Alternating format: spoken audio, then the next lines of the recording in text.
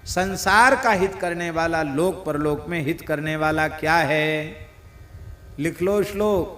राम, ये कृष्ण भगवान का वचन है। राम नाम सदा पुण्यम नित्यम पठति यो नरः। जो राम नाम का नित्य पाठ करता, उच्चारण करता, अपुत्रो लभते पुत्रम सर्व काम फलप्रदम। यदि पुत्रहीन है तो पुत्र मिल जाएगा, सारी कामनाएं पूरी हो जाएंगी। मंगलानि गृहे तस्य सर्व सौभाग्य सौख्यानि भारत। अहोरात्रं च येनोक्तम राम इत्यक्षरद्वयम्। उसके घर में सारा मंगल हो जाएगा, सब सुख आ जाएंगे जिसने दिन रात राम नाम का उच्चारण कर लिया, कीर्तन कर लिया। गंगा सरस्वती रेवा यमुना सिंधु पुष्करे केदारे तूदकम पीतम राम इत्यक्षरद्वयम्। उसने गंगा सरस्वती नर्मदा यमुना सिंधु पुष्कर केदार सब में स्नान कर लिया, सबका जल पी लिया जिसने राम नाम का कीर्तन कर लिया। अतिथे पोषणं चैव सर्वतीर्थावगाहनम सर्व पुण्यम समाप्नोति राम नाम प्रसादता। उसने अतिथियों का पोषण कर लिया, सब तीर्थों में स्नान कर लिया और उसने संपूर्ण पुण्य कर्म कर लिए जिसने राम नाम का स्मरण कर लिया। सूर्य पर्वणि कुरुक्षेत्रे, उसने सूर्य ग्रहण के समय कुरुक्षेत्र में और कार्तिक की पूर्णिमा को वहां जाकर क्रौंच पर्वत पर कार्तिकेय जी का दर्शन कर लिया जिसने राम नाम का उच्चारण कर लिया। न गंगा न गया काशी नर्मदा नैव चुस्परम सदृशम राम नाम नस्तु न भवन्ति कदाचन। गंगा गया काशी नर्मदा पुष्कर आदि तीर्थ भी राम नाम की महिमा की बराबरी नहीं कर सकते। जिसके जिह्वा पर रा और माँ ये दो अक्षर विराजमान हैं, उसका सारा दान हवन तपस्या यज्ञ सब कुछ उसका हो गया। ये न दत्तम हुतम तप्तम सदा विष्णु समर्चिता जिह्वाग्रे वर्तते यस्य राम इत्यक्षरद्वयम्। उसने माघ स्नान कर लिया, उसने गया में पिंडदान कर लिया, उसने सब कुछ कर लिया जिसने राम नाम का उच्चारण कर लिया। माघ स्नानम कृतं तेन गयायाम पिंडपातनम सर्वकृत्यम कृतं तेन यौनोक्तम राम नामकम। उसके सारे पापों का प्रायश्चित्त हो गया। प्रायश्चित्तम कृतं तेन महापातकनाशनम तपस्तप्तम च यौनोक्तम राम इत्यक्षरद्वयम्। और सुन लो, चत्वारः पठिता वेदा, चारों वेदों का पाठ हो गया। सर्वे यज्ञाश्च याजिता, सारे यज्ञ हो गए। त्रिलोकी मोचिता तेन राम इत्यक्षरद्वयम्। उसने तो तीनों लोगों को मुक्त कर दिया जिसने राम नाम का उच्चारण कर लिया। इसलिए हे अर्जुन, इस धरती का सबसे बड़ा तीर्थ राम नाम ही है। भगवान श्री कृष्ण कह रहे हैं, अर्जुन धरती का सबसे बड़ा तीर्थ राम नाम है। राम सहज श्वास तीर्थ बहे सहजो जो को न्याय पाप पुण्य दो जरे हरिपद पहुँचे जाए। ऐसी राम नाम की महिमा है। अर्जुन ने पूछा, महाराज एक बात और बता दो, अब फिर हमारा समाधान हो जाए। बस 2-3-4 श्लोक और बोल देते हैं, बस एक बात और बता दो। क्या? बोले अभी तो द्वापर चल रहा है, आपका धराधाम छोड़ते ही, आपके धराधाम छोड़ते ही कलयुग आ जाएगा। सर्व साधन बाधक, सारे साधनों को नष्ट करने वाला कलयुग आ जाएगा। सारी धरती म्लेच्छाक्रांत हो जाएगी। यदा म्लेच्छमयी पृथ्वी भविष्यति कलौ युगे किंकरस्यति लोकोयम पतितौरवालय। सब नियम धर्म कर्म आचार विचार सब भ्रष्ट हो जाएगा। सारी धरती म्लेच्छ बहुल हो जाएगी। ऐसी स्थिति में बेचारा जीव अपना कल्याण कैसे करे? भगवान श्री कृष्ण ने कहा कि देखो, तुमने जो कुछ कहा है वो सर्वथा सत्य कहा है, इसमें किसी भी प्रकार का कोई संदेह नहीं है। श्री सीताराम जी महाराज की जय। विराजो, आप भी बैठो, वो भी बैठ जाए, बैठो विराजो।